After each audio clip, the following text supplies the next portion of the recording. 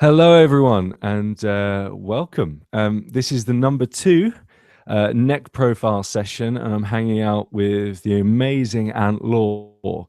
Hello, Ant. Hey man, how's it going? It's going very, very, very, very good. Yeah, the neck profile, just for those who don't know, I'll just make this really brief. The neck profile is a kind of casual chat between me and a prominent musician, guitarist, working, and it's kind of about all those questions that guitarists and musicians want to ask other musicians. It's totally not journalistic at all. I'm not a journalist.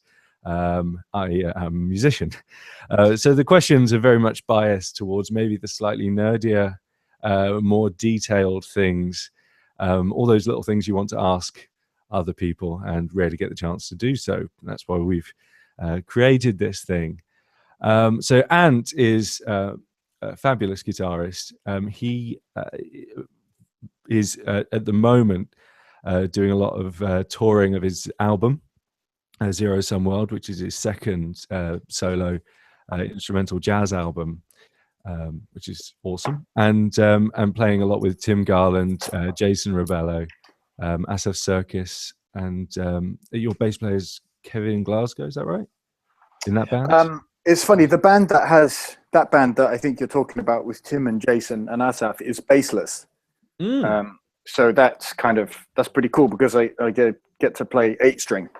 Right. Yeah. Which is a treat. So we sort of, by leaving that like a gap down in the low end, like Jason and I kind of get tangled up in all kinds of situations.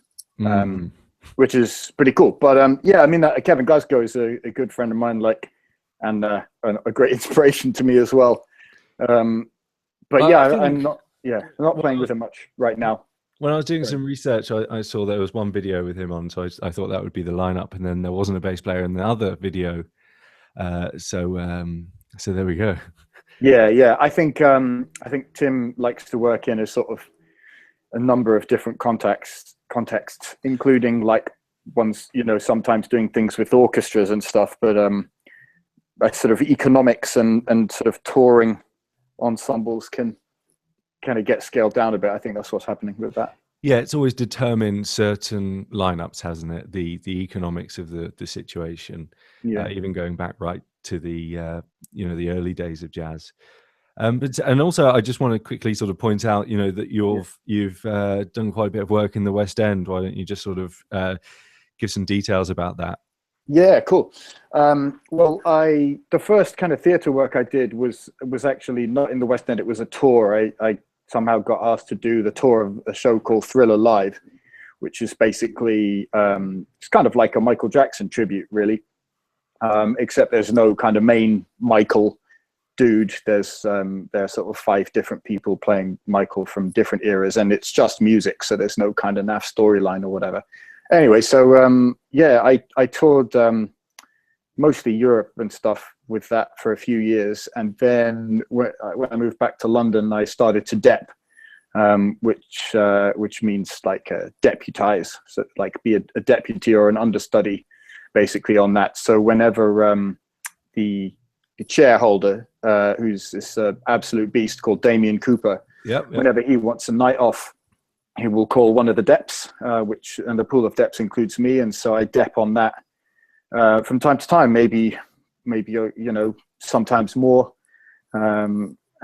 frequently, and then sometimes there's a big gap, and then I also cover a chair which is like guitar and keyboards. The other guitar chair in that band has some keyboards, so I do that from time to time as well. And my other theatre experience is just doing Lion King, basically. All right.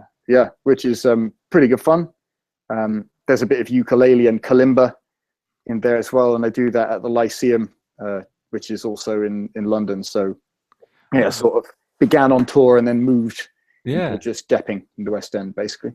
Amazing. Oh, cool, man. And when did you sort of start taking guitar playing seriously? Because I know you didn't study it to begin with. It's in at university. You did something else, didn't you? Yeah. I did something else, and I think I realized quite early on that I wasn't really into what I was studying. And I Right. sort of thought, okay, well, by the time I finish my degree, I'm gonna have to like somehow make a living from playing guitar. So I said, I realized that's what I wanted to do. And so I began sort of practicing quite a lot, and just trying to get better. And I sort of, I barely finished my degree really. My heart wasn't in it, and I would just, some days I would walk like for 45 minutes to get from my flat to lectures, and then just turn around and walk all the way home and shed all day. Yeah. But yeah, so it's probably around then, when you have to make the sort of more life decisions, like, right, what am I going to do? How am I going to pay my rent? If you have to pay your rent, then, Yeah, absolutely. Those decisions can be very, very tricky indeed. But when you started doing music properly, was that in the jazz world, or did you have like a different idea of how it was going to come about? Yeah, that's a good question actually. Like when I finished my degree, I still didn't really actually have any idea how anyone could make a living from music. I mean, I had the idea that like Paul McCartney, has been able to make a living from music, but I wasn't really sure how, how to kind of achieve that. I'm probably still not sure exactly how to achieve that level. No, no one knows. Yeah, I don't think anyone will. no, exactly. Is it even possible now? I don't know. That's another question. But Yeah. yeah, so yeah, I had no idea that there were session musicians. I had no idea really that there were like pit musicians. I had no idea that you could do library music. I didn't even know that there were function bands, but I bumped into a friend of mine who was working in a function band, and she was like, "Oh, how's it going?" And I was like, "Yeah, fine." She said, "What are you up to?" I said, "Just playing jazz gigs and stuff." And she was like, "Oh, great. Are you kind of making a living from that?" And I was like, "No." And she was like, "Oh, well, I do this wedding band and we get paid like £100 per gig." And I was like, £100? Yeah. That's incredible. That's like more money than I'd ever dreamed of in the past. Yeah, sure. And she was like, "How much do you get for jazz gigs?" And I was like, "Well, maybe like 20." Yeah. I'm pleased to say that sometimes I get more than that nowadays, although sometimes also less. But yeah, so that was it. And I started a function band, and I started playing in this function band, and then I was able to make enough to pay my rent in Edinburgh, and it just kind of moved from there, really. And what sort of dragged you down to London? Well, in Edinburgh, there's like it's a really good music scene, but one of the things that thrives there primarily is the Celtic traditional music, as far as I could see. And I sort of, I was struggling to kind of develop and play with kind of new people. I think I'm not, I don't want to say anything like the scene is kind of really small or there's no musicians there or anything, because there are some like really formidable musicians there, but it was hard to sort of access them more. Or I just was sort of seeking, maybe I wanted to move and to big London, which certainly has more people and more work and more varied work. There's all the theaters, and a lot of things are sort of maybe start off in London, or so. So I moved down and just tried to find a function band down here, and And found several. Found several, yeah. And now I just dep in loads of different ones. It's really annoying. They always send you completely different set lists, and you have to like learn, millions of tunes. The worst thing is as well is when they've got a depth singer for the same band that you've done for ages, and that singer wants everything in different keys. Oh man! And they do. Oh, could we do this other one? Could we do this B-side from Dusty Springfield's 1971? Yeah, exactly. It's cool, like, because when you know a tune really well, you can kind of transpose it and hear your way. But if you've sort of learned it in a more kind of muscle memory way, where you're just sort of letting your hand do it, then I find transposing them to be a bit more difficult. Yeah, and there's some tunes like, oh, can we play Mr. Brightside, but can we play in B?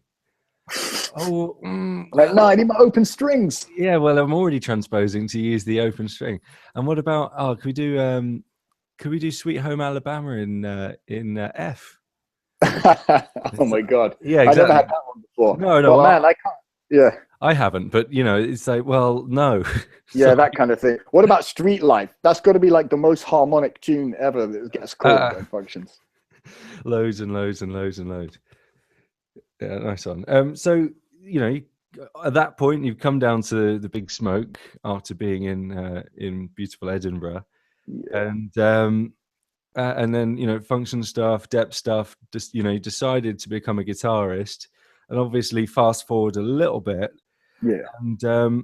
and you're kind of having to make the massive step up to working with, like I said in the post, of jazz fusion royalty.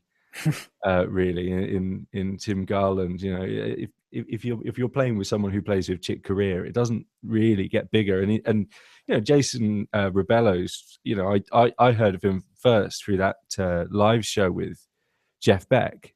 Yeah, the one with Vinny and Tal. Yeah, which is, I mean, he plays incredibly in, but it must be somewhat of a gear shift, or is that wrong? Have you sort of? No, totally, man. It's funny actually. We were doing a recording the other day with that band, and I'd basically forgotten that Jason had like toured and worked so extensively with Jeff Beck, and then I was like, "Oh yeah, you played with Jeff Beck, didn't you?" And he was like, "Yeah, yeah." I was like, "How long? How did you do that for?" And he was like, 6 years. And then I was like, "Oh my God, how am I supposed to play anything now?" Yeah. Just knowing that you're like, that I don't know, that you've heard like Jeff Beck, because I used to really like Jeff Beck, like the Wired album in particular, I really liked, and so I was like, oh God, but I suppose you just try and put that aside and not get too intimidated. But there was a huge period of development. Like I always really liked playing solos, so I suppose it's natural to gravitate towards instrumental music and that kind of thing. So even though I was mainly making a living from playing in function bands and those kind of commercial gigs, I was practicing lots of jazz and listening to it and checking it out. So then when I moved to London, I kind of developed that and was playing with lots of like jazz musicians and everything. And so it was probably a kind of gradual process, like developing some kind of basic, like, jazz chops and things. Sure. But I guess there must be an immense sort of, did you find it different working with those guys in the Tim Garland band than it is maybe sort of leading your own band, which we'll probably get onto talking about in a sec? Yeah.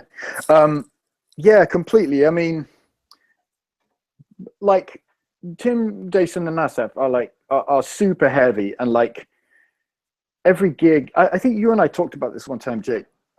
We're talking about how when you listen back to a recording of a gig, you hear some stuff that you did and you think, oh, that's cool. That was really great. That flowed and it sounded cool. But then there's a lot of like guff there.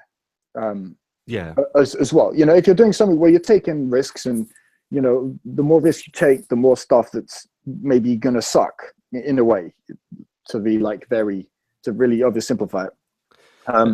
We talked about like raising the floor. So I'm happy with gigs. I usually play some stuff that I like, but it's trying to like weed out the guff stuff, as in the stuff that sucks. And definitely playing with like Tim, Jason, and Asaf. Like when we did this recording, we'd do, I don't know, 5 takes of every tune or something, or maybe less. But every take, I would be the one at the end saying, "Can we do another one?"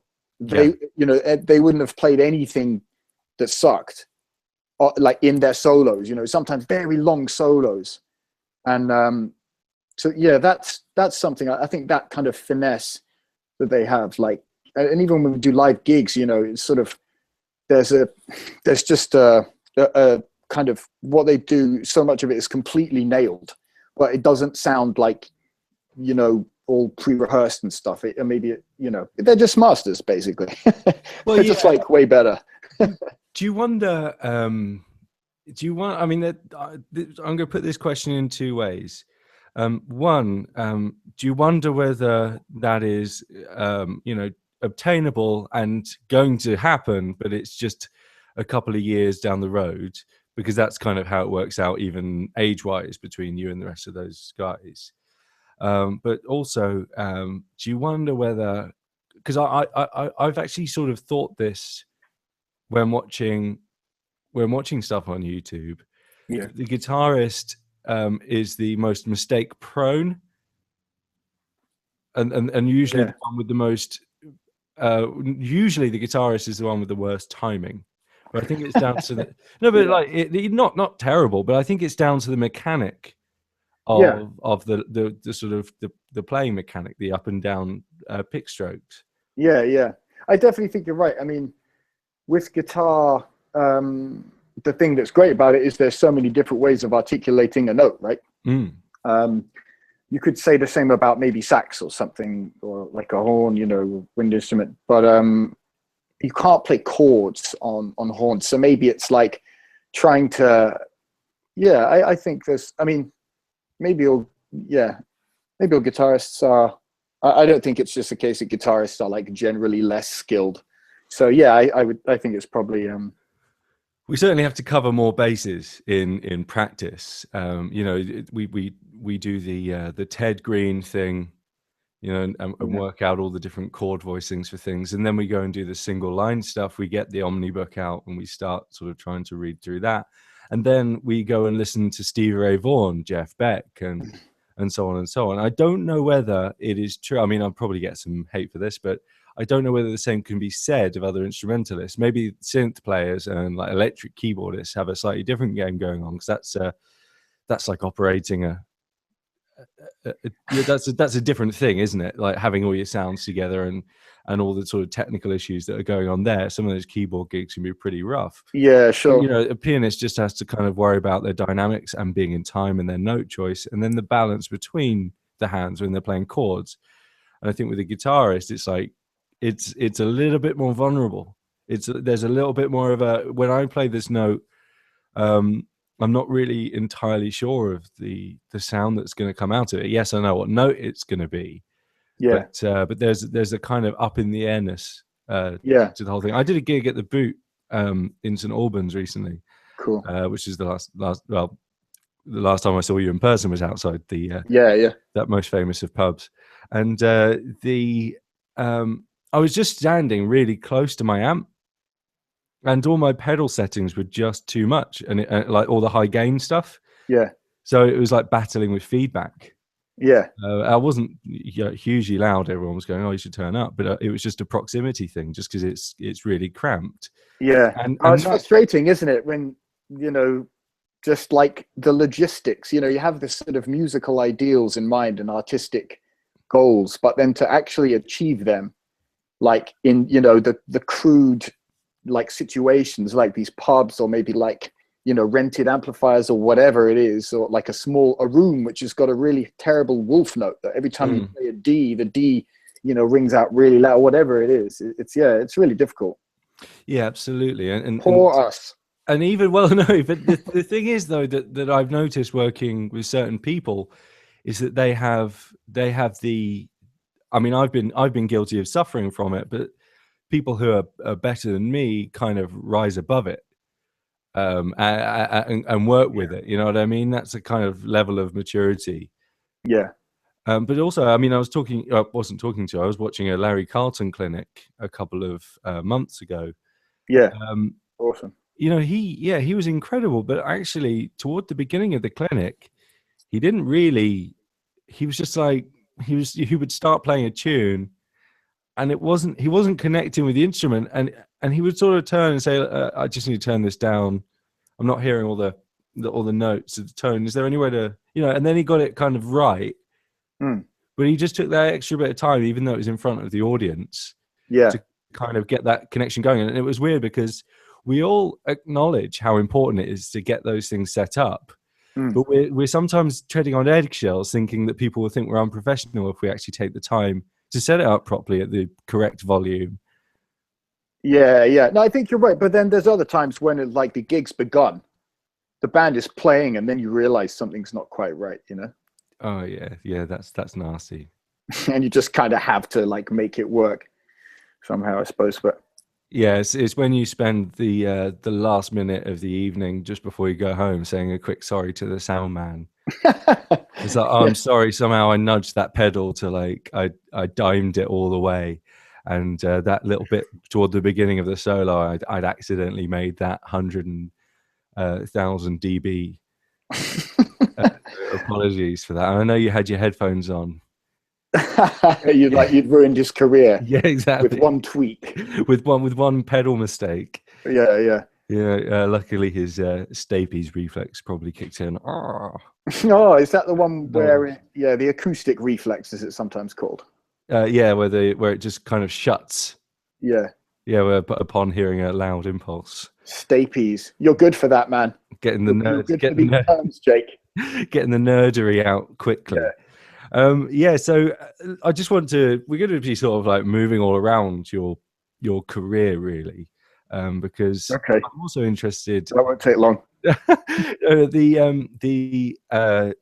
So what about working with Corey Henry? Recently Oh, did that gig, the trio HSK, because I think he probably created one of the top like 5 solo performances that have been published over the last maybe 10 years. yeah. You mean the Lingus, the one that Yes. went mega viral? Yeah. Yeah. That gig was really cool in a number of ways. First was that he was a really cool guy, a really easygoing. Actually, maybe make that second. Maybe make first thing is that he's just a complete beast. So basically, he came over. He flew in from New York, Brooklyn, New York, and we had like one rehearsal, and we'd written all these charts for him, and we gave them to him, and he sort of like grudgingly would take the chart and like we'd set up a music stand for him. So we put the he put the chart on the music stand and just like ignored it and like clocked everything by ear very, very quickly as musicians who've kind of grown up and learned in the way that he has are prone to do sometimes. And that's one of the things that was really great about it, which is in HSK, the music is like, it's sort of very rhythmically dense. The guy that writes nearly all the music, Richard Harold, is he studied composition at the Royal Academy and some other places, sort of classical composition. So he's very, he doesn't just write like a lead sheet. It's not like a chord progression and some rhythms. It's like an extremely involved framework that we solo on. So we kind of have his element, of maybe starting out from a more classical point. And then, I sort of consider, I grew up playing rock and maybe like pop, and now I sort of play like jazz and stuff. So, there's a bit of a mishmash there. And then with Corey coming in with just like a huge gospel influence, basically, was really cool, man, to just kind of smash all these things together and like see what came out.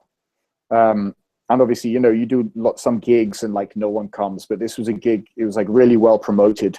So thanks very much to Fiona and Roger, who are almost certainly not going to listen to this. But yeah, they promoted it really well. So it was sold out, and there was a mega sound man there, Alex, who we love working with. He just makes it sound amazing because I'm playing 8-string guitar. So getting that sound, electric guitar, not to overpower a piano and drum kit, balancing those kind of chamber ensemble with me wanting to sometimes try and play like Holdsworth, with like, loud overdrive. It was really cool, man. Oh yeah, I was kind of expecting the answer to be, yeah, that was really, really, really cool.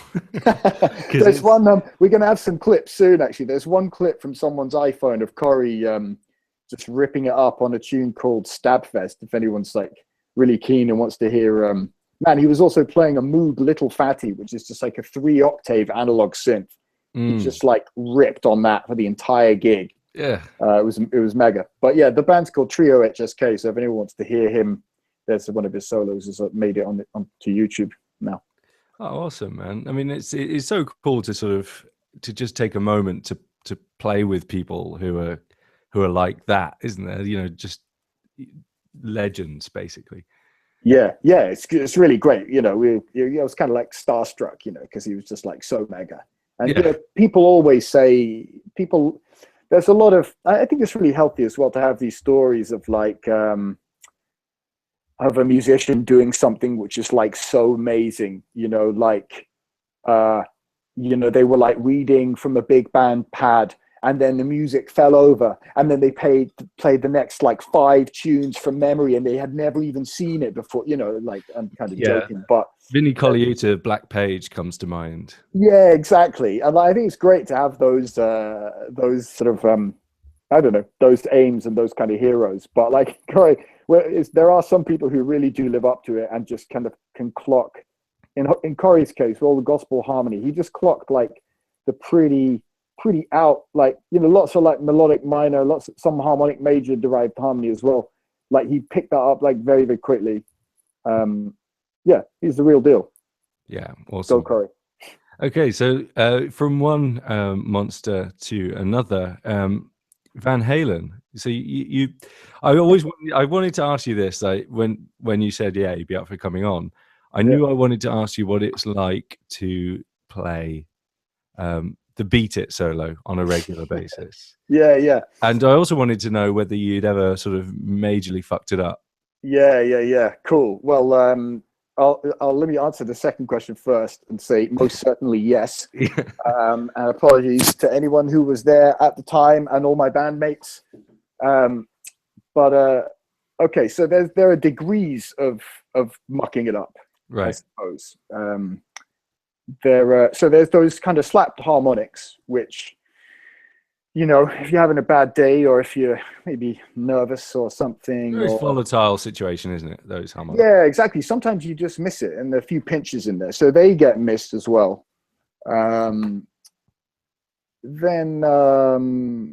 it's maybe fatigue. You know, sometimes you go for that big stretchy lick, and I mean, yeah, it's really hard. Like, I would like to hear, you know, Van Halen doing it 8 times, you know, in a row. And I'd be curious to see how close he got to the original.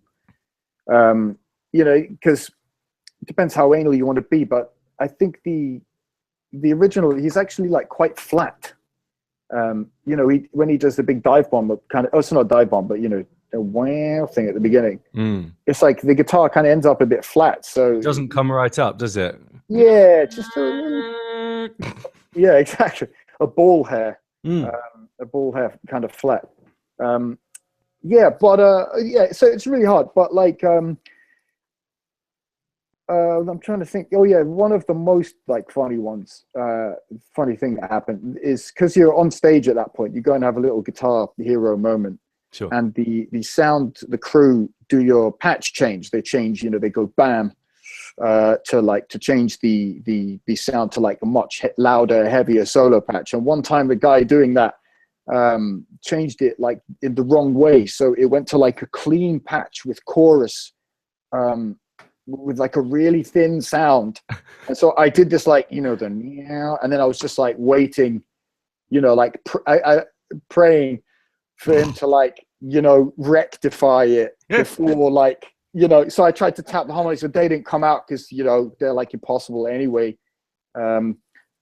Yeah, and then, you know, it didn't, and then I had to do like the tapping bit clean, and like, yeah, and it just sucked. It was really embarrassing. I felt like such an idiot. Yeah, because you've got to like give it some as well. Yeah, you're trying to rock out, you know, but you know the weird thing is, which sometimes kind of makes you really angry, it's like people cheered a lot anyway. Yeah. You're kind of like, you know, it's one of those things where people cheer and it kind of actually makes you more angry. I was like, don't clap, that sucks, you know. Yeah, stop it. Like, I think Alan Holdsworth is the man who does that quite a bit. No, it's like, don't clap that one, that was awful. Yeah. Oh, man. You should have come to yesterday, we were much better. I don't doubt it, man. I don't doubt it. I've heard this. Yeah, those kind of stories about Holdsworth. That's cool though. I mean, it's such a tricky solo. And do you tune down to E flat for that, just for that bit? So the tuning that I use is like, it's perfect fourths, but I tune down from the high E. So my tuning, high to low, be E, B, G flat, D flat, A flat, E flat. So I don't need to. But that piece is Okay. actually done in C sharp minor. So I just use my Ibanez Universe and just play it on the seventh string. Okay, right. That's interesting. So, when you do all that stuff, just it's kind of interesting for me when you do the Thriller thing. Yeah. How many guitars do you take, and how do you switch the pedals and stuff? How does that all work? Yeah.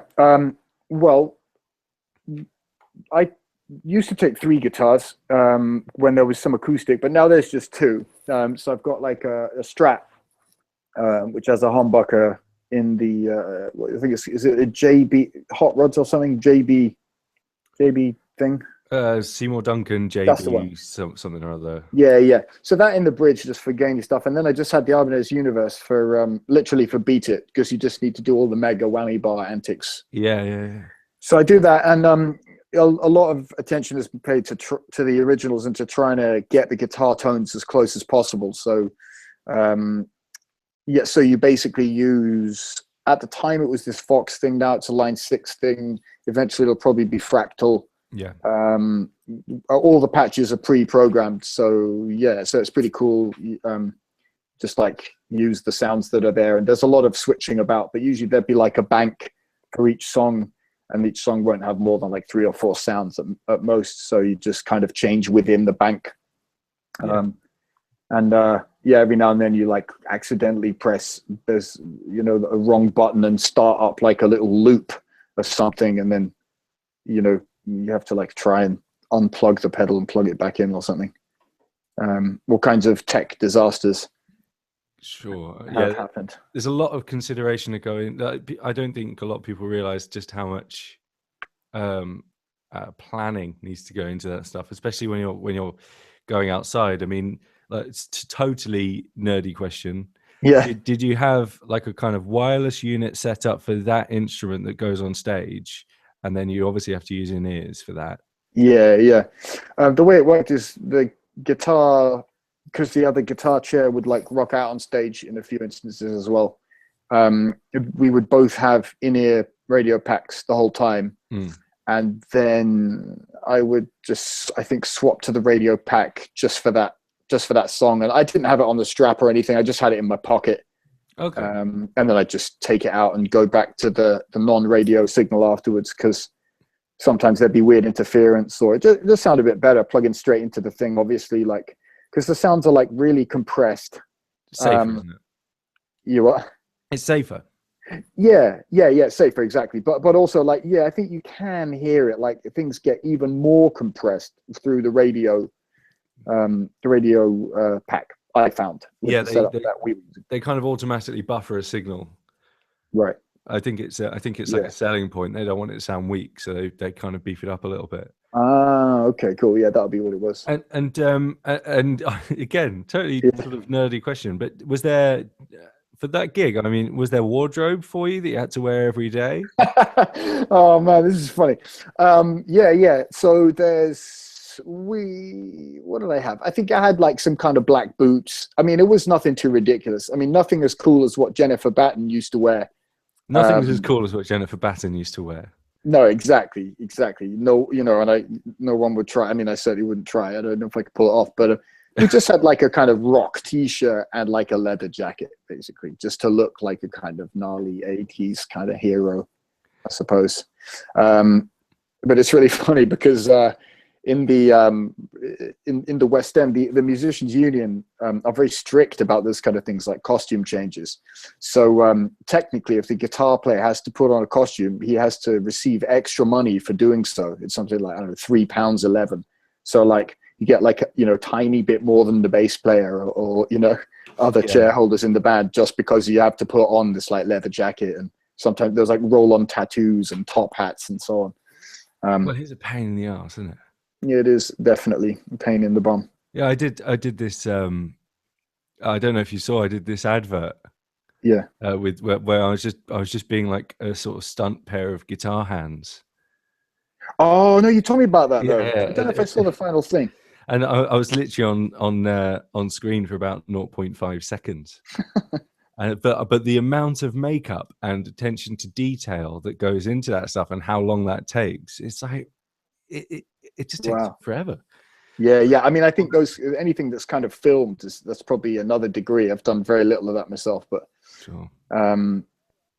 yeah, because I think one thing as well that I noticed in musical theatre is like sometimes when you're in the band, you're right next to kind of all the cast and dancers and so on, and they have like a lot of makeup on, and you're sort of like, oh, why have they got so much on? But then if you go and stand at the back of an arena and look, you can still see their features and see them smiling and stuff like that. So, you know, I suppose they take a lot of care to make sure they're kind of visible from, you know, in a very, very large venue sometimes. Well, not very, very large, but, you know, quite large sometimes. Yeah. Attention to detail. It's the light and all that sort of stuff all comes into it, but it's not a world that I'm familiar with at all. Yeah. Okay, so just changing tact again a little bit. Writing your jazz albums, first off, how did you write them? As in, I kind of want to leave that question general. I noticed that in the chat, I'll get to the other questions in a sec, but in the chat, Leonardo Guzman has said, you know, when it comes to writing, how do you think in terms of harmony? You think on tonal scale relationships or just chord contrast? So maybe you could think about the question in terms of, you know, how in general, like putting the work in, and then step two, what's your sort of compositional process, which is, I guess, what Leonardo's kind of asking. Yeah. Well, I think I expect like a lot of people. Well, I'm not trained in composition, sadly. I'd like to learn in a more kind of formal way. But generally, if I'm trying to write something, I've got kind of lots of different ways. One way, sort of the most basic way that I learned from things like, you know, the first jazz tunes that you learn, maybe like anthropology or ornithology or Donna Lee, is just you take an existing chord progression. In those cases, I got rhythm, How High the Moon, and I can't remember what the third one was. And you just write a new line on it. So, for example, on my first album, there's a tune called A Bar in Nigeria, which is just a line on Sonny Rollins' piece called Ergin. And there ended up being an extra bar in the form, so I called it A Bar in Nigeria, because Ergin is Nigeria backwards. So that's kind of one way, you know, you just like write a new line on the harmony, which is pretty fun because you can, you know, just do something really, I don't know, line based. Like I'm, you know, guitar players, we kind of like to play lines and do that kind of stuff. One of the ways that inevitably results in my favorite ones is when the tune is conceived a little bit more holistically, maybe as a chord melody. So the harmony and the melody kind of appear out of nowhere. It might be, the other day I was trying to work out the inversions of the Hendrix chord, of that little 4-note chord. I tried to work out inversions and my fingers went to a completely wrong chord, but it sounded awesome. And so, one of my pieces, Trivia Phobia, just evolved out of, you know, sort of mucking around with chord shapes and, you know, finding the melody at the top. So that's one way. Another way for me is I'm really interested in South Indian rhythmic music and like conical and stuff. So I would like have a few lessons in that and then come out with kind of rhythms that you'd speak and then apply put notes to my favorite rhythms. So like I think the first tune on my first album is like begins with a little thing that goes like dim da dim dim da dim ducky da ducky da ducky da dim da dim dim da dim da da da da da dim, which is just like a simple conical thing, you know. So that's one way as well. I'm not sure if that I sort of just gone through my own personal method rather than addressing what Leonardo's kind of asked. I think, how do you think in terms of harmony? I think harmony and melody are like they're the same thing ultimately, aren't they? There's a very close relationship, but they don't really. It all comes back to rhythm, I think. It's funny. I think I don't know. When I said that, I sort of thought that sounded kind of stupid afterwards. Like it's funny. The language only goes so far, really, doesn't it, to describe music, which is so abstract. Well, melody. Any melody has an inherent harmonic property, but it's only dependent on how you experience a sense of harmonic meter. So if you go so do, right, that's like 5/1, right? Yeah. But if you change that to do fa, I go 1/4. yeah.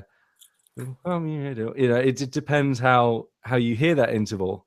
Yeah. And whether it's so do, you know, on the downbeat, or whether it's so do. Yeah. Okay. They're different entities Yeah. harmonically, and that's kind of important to acknowledge. Yeah. That's cool. And context is important. Yeah. Of course, you know, when Yeah, for sure. stuff, and I think it's a mark of genius if you can take those kind of very rudimentary things and do something amazing with them. And I think that's where Beethoven comes in, or Cool. Ravel, where I'm they thinking just of a string quartet. Ravel's string quartet. Yeah. Oh, it's incredible, isn't it? It's cool. It's got that a lot of that first that, like, you know, he really kind of works out from there. I'm sure he probably moves it around like you were doing just then and manipulates it. I don't know. You should check out the piano trio. Oh, cool. Ravel's piano trio. Ravel's piano trio. Yeah, I mean, it's just unbelievable, unbelievable invention. And also, I always show. I really dig his solo piano works, like everyone does. But I think it's called Les Gibet. It's from his. Oh god, brain's gone. I can't remember the selection of pieces. There's 3 of them.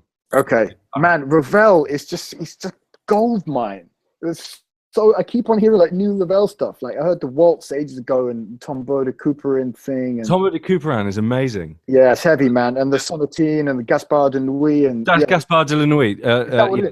So Gibet is the second movement from Gaspard de la Nuit. Oh, cool. And that has a I think it's a B flat going through all of it. Really?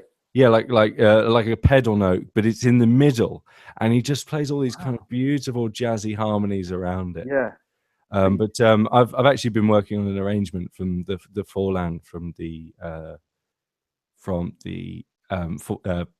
de Couperin. From that, like on guitar,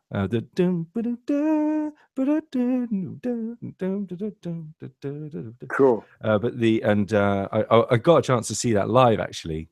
Mega. And was it in the Proms or something? No, it was Britain Symphonia. Being conducted by Thomas Addis. Oh man! Yeah, so he's the guy you told me about that did that one Rings and Tevot. Yeah, he's a dude. Lush. Yeah, absolutely, absolute don. But that was a really cool concert actually.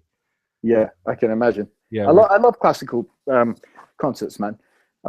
Like I don't know, like there's just hearing like a large string section or even a small string section. You know, when they play one note and you're there in the room with it, it's so infinite. It's like the texture seems to constantly change. Yes, it's mega. You reminded me actually. I need to go and see something. I haven't seen anything. It's hard. It's a hard sell actually to explain that, because a lot of people haven't experienced what it's like to be in the presence of that machine. Yeah. Which is tragic actually. Yeah. I mean, sometimes it's because of where someone's from and there's no good orchestras around. But being in London, for how cheap those orchestral concerts are. Yeah. Like watch an opera for like £9. Yeah. I mean, well, it depends on where you go. Although I'm very lucky. One of my best friends, is an opera singer. Yeah. I've lived with him. Wicked. So you've got hookups. Yeah, I saw things. I got a ticket to see something. I think it was Janacek, the Cunning Vixen or something. The Cunning Little Vixen. Yeah, that's the one. I saw be careful saying that.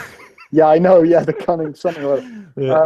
But man, I got like a standing ticket for like £9. Amazing. Yeah, so that was cool. Yeah, I couldn't put on a concert where the ticket price was that low. It's pretty amazing, isn't it? Yeah, yeah, And yeah. for With what that you're many, for what you're getting, yeah, the huge production. yeah, and oh, it's just it's dedication Yeah, and skill. It's just amazing.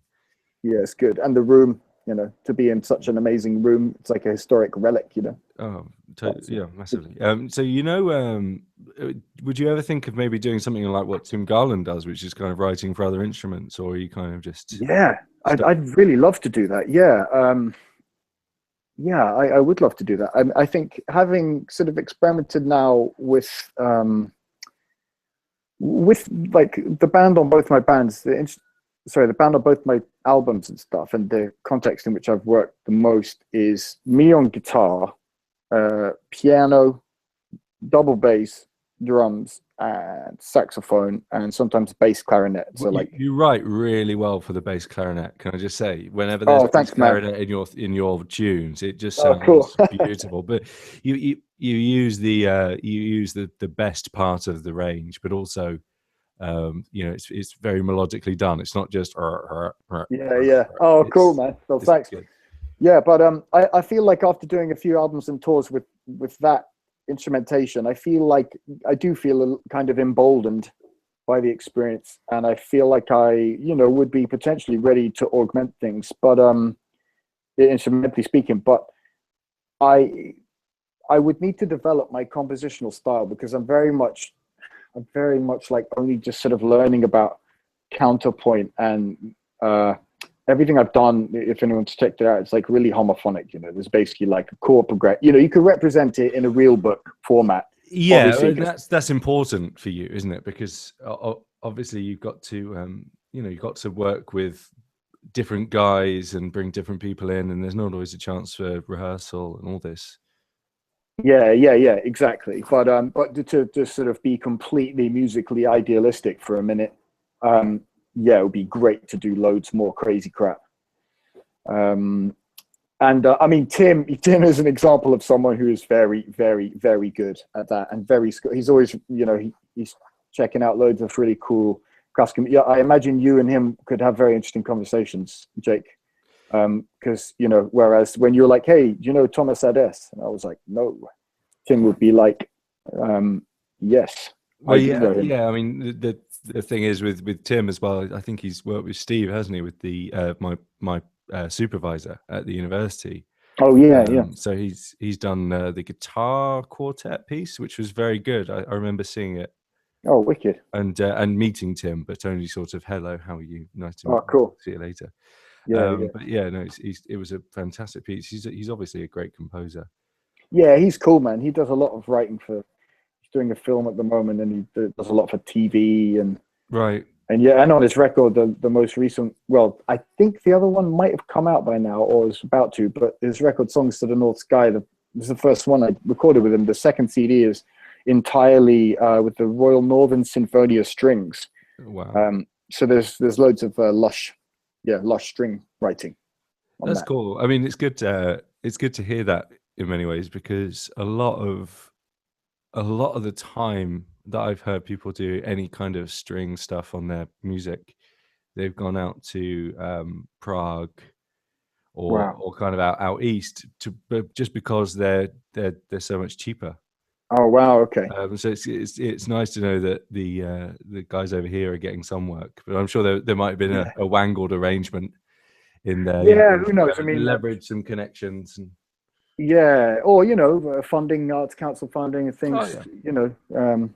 May have helped. I don't really know actually about you did that a bit, didn't you? You did some sort of arts council. Yeah. I applied. I mean, sorry to say that if you want to tour playing jazz in Britain, as far as certainly if you're starting out, like I am, and no one's heard of you, sometimes if promoters, there isn't just an endless pot of money in every city you go to so that they can pay you and your band and pay for your expenses to get there and put you up in a hotel. sadly. So sometimes, you know, you might actually lose money or like only just break even. So it's necessary then to have like arts council funding and things, which mean not only can you cover your costs, but you can sometimes also maybe invest in kind of publicity and other things that can sort of try and generate interest in the gig and get more people down. So there are certain people who, you know, wherever they go in the UK, loads of people will come.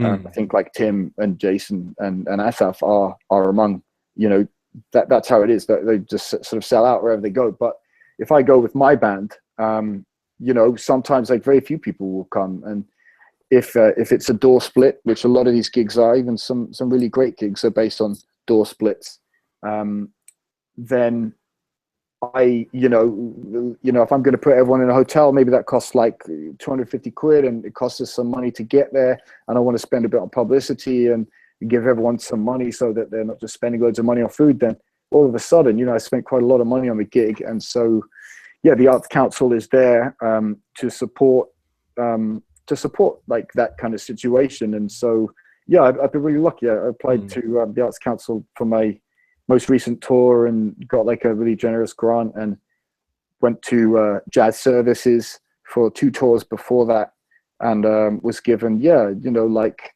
thousands of pounds basically, which brought the thing from being completely unmanageable, financially speaking, to being, you know, looking like it could actually be pretty cool and work. So yeah, sorry, that was a very long answer. No, it's fascinating.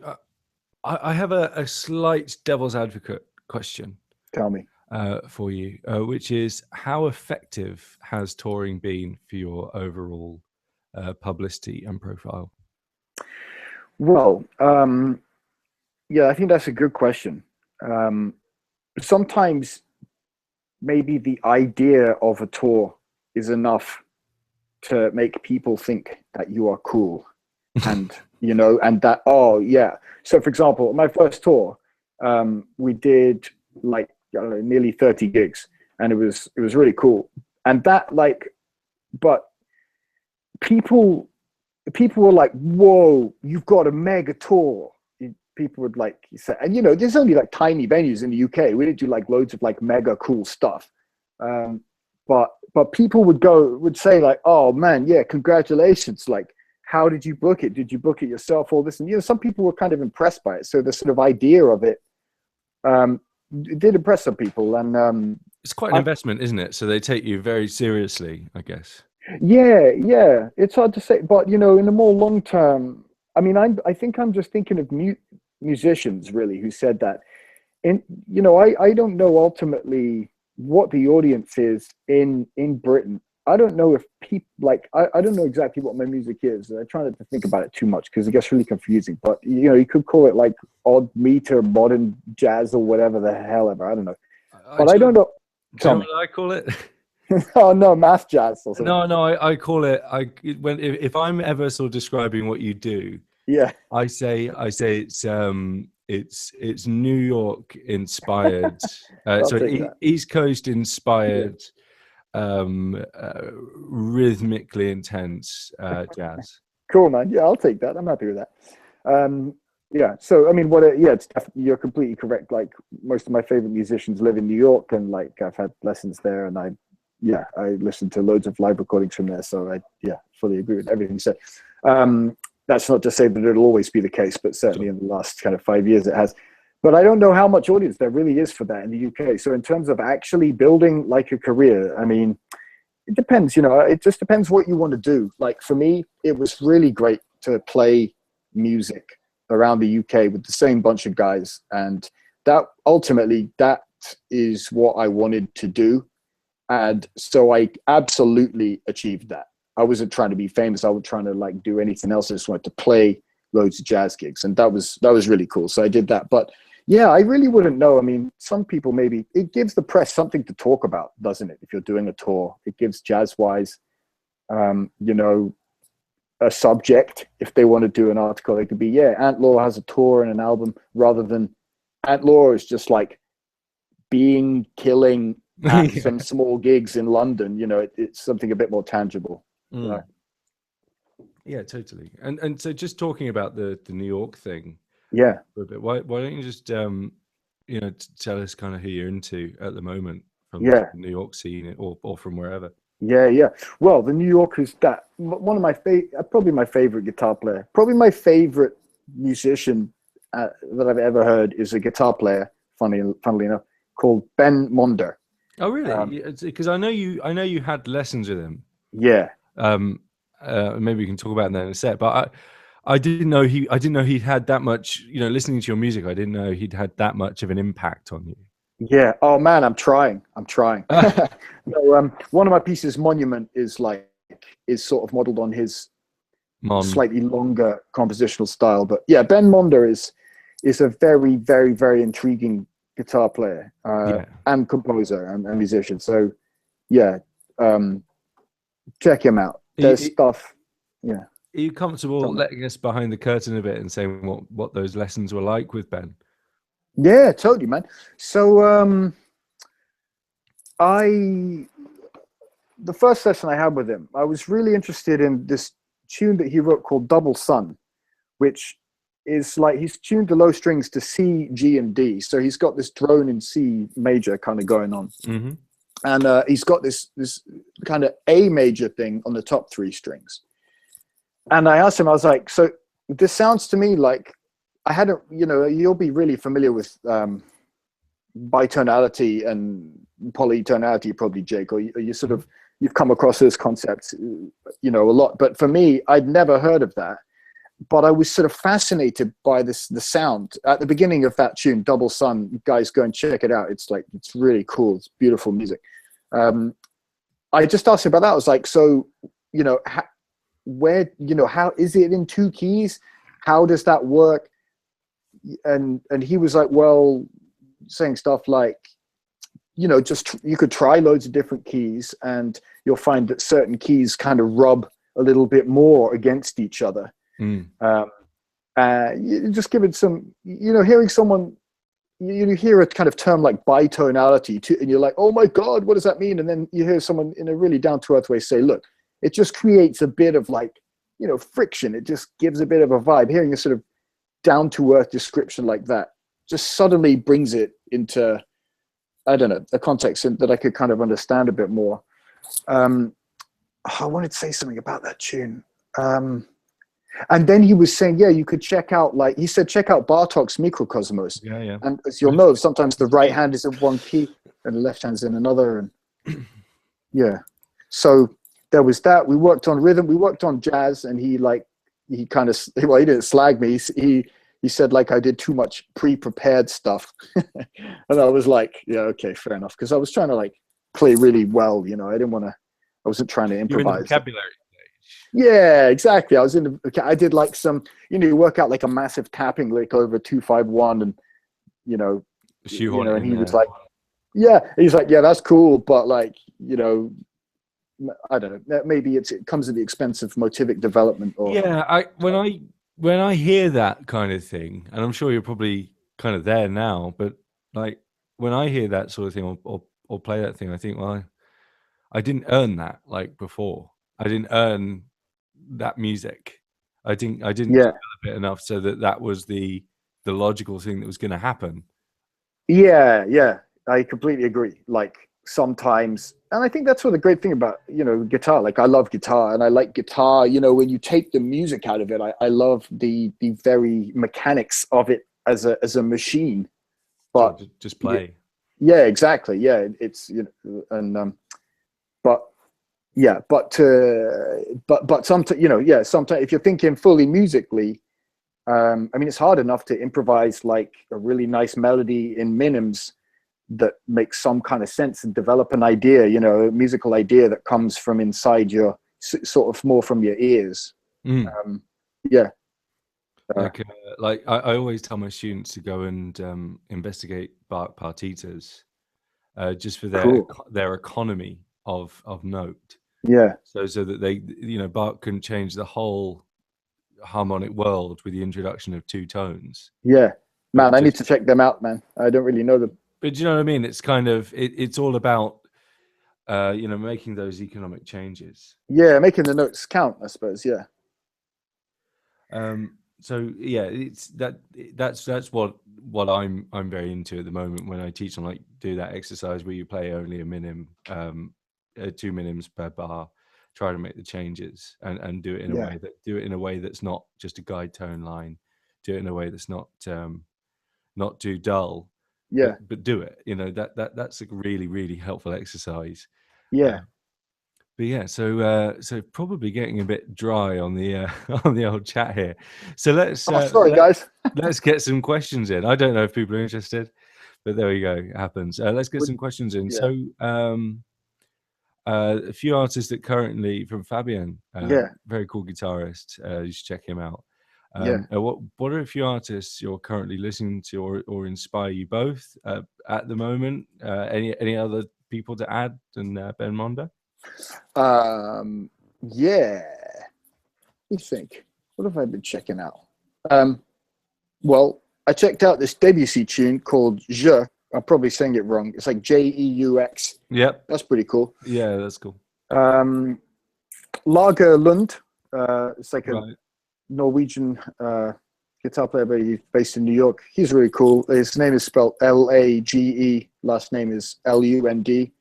He's really cool. I've seen a few things of his. He's cool. Yeah, he's cool, mate. I really like him. And Gilad Hexelman is cool. His new album's coming out. Who am I listening to? I want to kind of maybe try and say something that isn't like really obvious. Sugar Man. You know that Sugar Man? The documentary. Yeah, or Rodriguez. Like, I like, that's like really nice kind of folk. Punch Brothers. They're really cool. Yeah, nice. Suresh Talwalkar for something kind of Indian. It's pretty cool. Maybe you could put a couple of these names in the chat. So people can investigate them. Sign in. Yeah, I'll do that. Yeah, for me, I am, I'm always in awe of Scott Henderson. Yeah, beast. Scott Henderson is one of those characters who just has this intensity to him and a kind of endlessness to his musicality. Yeah. Did you check out that one? Oh, you told me about that. Vibes. That tune. There's something ahead. The covered head. Yeah. Unbelievable. Yeah, that's mega. I listened to that on the bus right after you told me about it. It's amazing. And but apart from him, I'm really getting into the kind of the modern blues thing, the very rootsy, real blues thing. I've been checking out Scott Mckeon a lot lately, London guy. Yeah, I've heard of him. Yeah, he's doing some really interesting stuff. Cool. In the session mod, but just monster live player. Cool. I haven't actually seen him play, but I've seen clips, and it's one of those things where you go, "Oh my god, you've got amazing time and tone." Wicked. So I've been in a time and tone zone. Nice. I don't really give a fuck about notes at the moment. It's funny, isn't it? Everything goes like, things go in kind of cycles, and sometimes I'm like, I want like loads of, muck about with some weird chords, and other times I'm like, no, I just want to like swell in and get some mega reverb and see what ambience I can make. And when I listen to Kurt Rosenwinkel, I'm like, oh, you can actually do other jazz tones rather than the jazz tone. Yeah, he's got really interesting sound. And especially on the sort of the albums where there's a bit of his voice recorded along with it. Yeah, I love that. He started doing that again. I think there's like about a half-hour clip on YouTube of like his new quartet with Aaron Parks, and he's wearing like one of those Britney mics. Yeah, I've seen that. Yeah, and that's wicked. That. Just a slight tangent. Did you hear the racial argument about that? No. What about which one? Because they were marketing those mics as skin colored. That's funny. Of course, it's only white skin colored. Yeah. My skin's certainly not that color. Mine's a studio tan at the moment. I'm trying to think. Yeah, it's funny. I was thinking about something recently. Yeah, just marketing just for only kind of one skin color. I can't remember remember what it was, but yeah, that's a funny. I don't know if that's something that we want to get into here. No, it's not something I feel it's just it's probably upsets people, but it's something that sort of that at least the oversight of the Yeah, company to do that amuses me, yeah, and I'll leave it at that. yeah, yeah. Um, Hey man, what about this question from Reese Gilchrist? Any yes, advice for music student to get into session work? Well, what do you think about that, Jake? You've done. I don't I don't know. I found that my breaks into things have happened because I've been visible. Yeah, And being visible is the most important thing. If you can yeah, work out to be a way in which you can be visible in all sorts of different ways, so in person, on YouTube, on Facebook, and just not be a dickhead, just be cool. yeah, Yeah, I don't know if I've achieved that, but the idea is that if you're visible and around, you just need to sort of somehow worm your way into the front of people's heads, and don't necessarily be uh, super worried if things aren't happening and it's taking a long time to get going, yeah, because it's really hard. yeah, yeah. I think. Okay, yeah, I think. Yeah, you're completely right in terms of being visible. You can make yourself as visible as possible, kind of online, but also have a presence in person. Like, um, go to sessions, go to jam sessions and play and hook up with, jam with drummers. It sounds kind of really obvious, but just play with as many people as possible. Yeah, Um, and depping is really handy for that. yeah, yeah, of course, yeah. You I know, mean, I'll just quickly add to that while it's yeah, in the front of my mind, but yeah, I will add to that if you actually contrive a way to do your own thing, to yeah, do your own band where you're the boss, then you can start to play with people you really want to play with. If you can find some way to entice them in, then that's a really effective thing to do. yeah, So for instance, say you started your function band, yeah, if you dangle a carrot for that drummer you've always wanted to play with, and just touch base and say, hey man, I'm doing this gig, do you fancy playing drums on it? And say they come along, well, they've played with you now, maybe they're going to offer you something back, maybe they're going to go off, but it's about working with lots of different people. I think the depping game is very much a big part of that. yeah.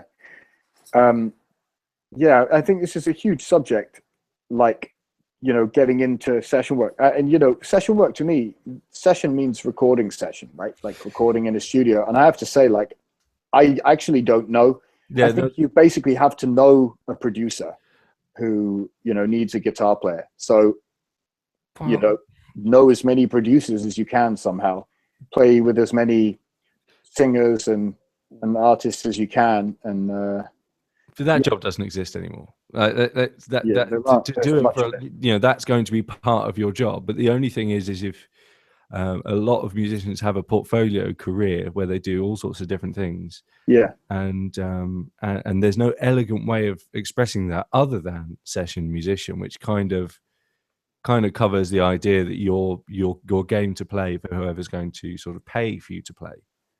Yeah. I think that kind of makes sense, rather than a freelance musician is kind of a bit odd sounding. Yeah, yeah, But self-employed. yeah, but I think it sort of it does a good job of just saying, well, what do you do? Well, I'm a session musician, Yeah, and at which point, yes, that conversation about all these things coming up with, well, I think you just mean it's a recording session.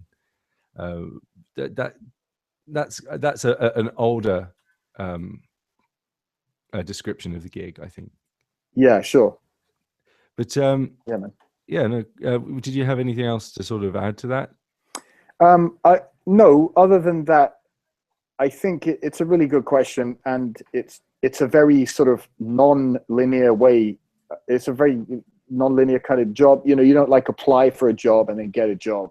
It's really random. So you're right to be just pricking up your ears and trying to be aware and work that out, because there are so many different ways and there's no kind of simple answer, and it can be quite intimidating. But as Jake said, visibility, goes a long way. So does patience, and just work hard, do something rather than nothing.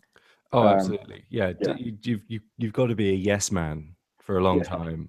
And also, I will say that if a lot of people find them, I mean, I found myself kind of in a situation where I was making bread and butter from doing music, but I wasn't able to progress because the bread and butter gig was taking over a little bit. And it's very hard to make that transition.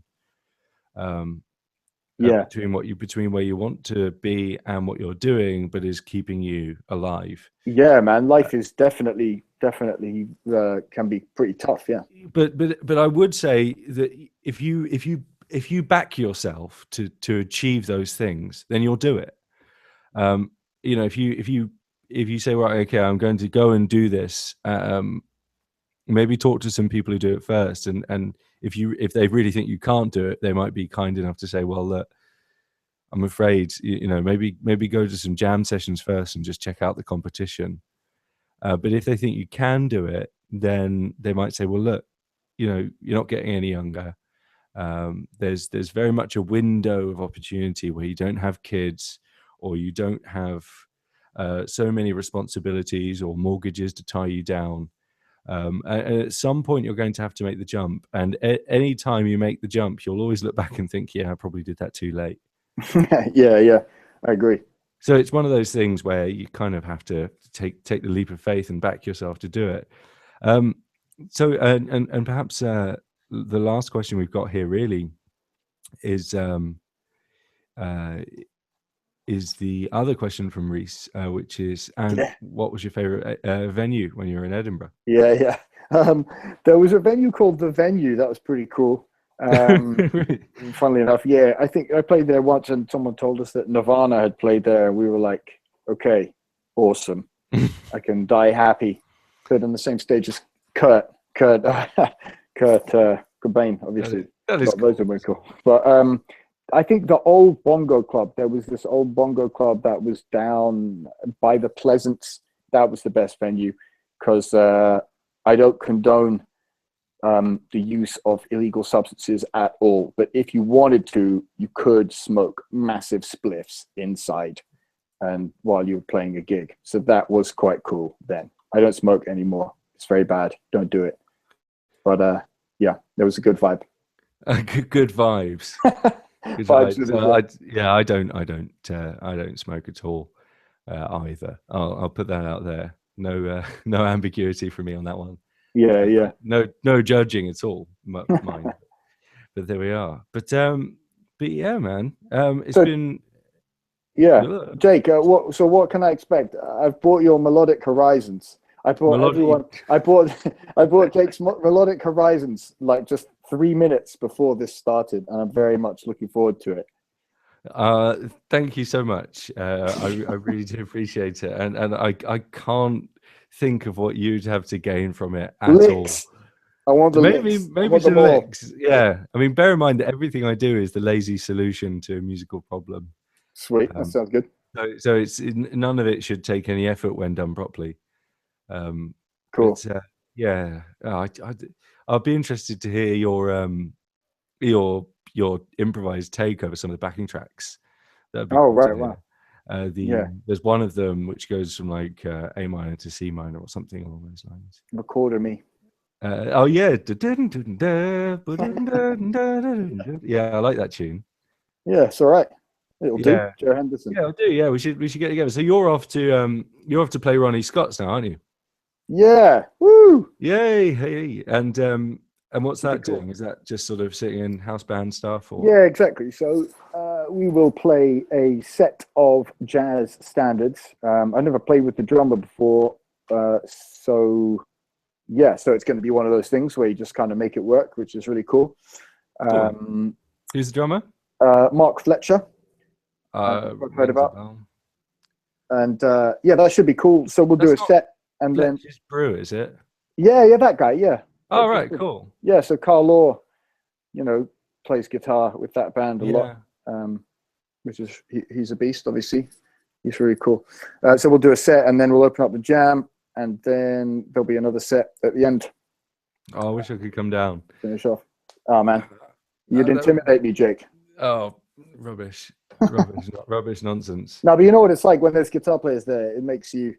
It's like Martin was saying last week. It sort of makes you want to play all your death licks, and then you feel weird after you've played them. And Yeah, and you know when you're when you're playing in front of your peers, there is a.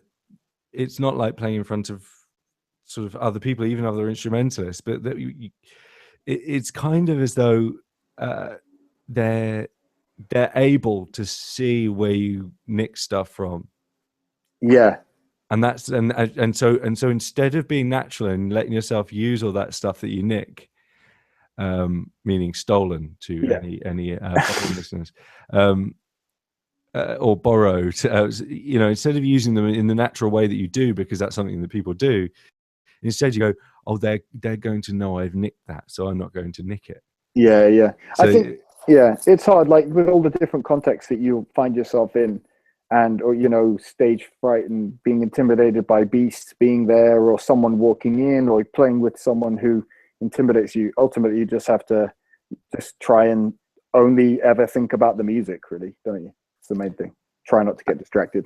Yeah, and there's something very zen about that sentiment, which is to sort of forget yourself, forget your ego.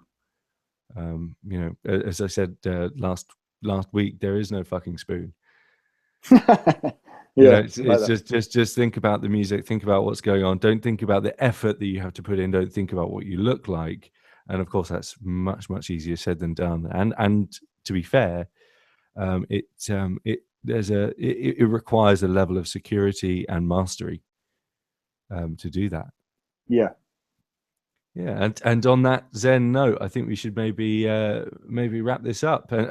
Reese has confirmed that Cowgate, it's still there. Cool.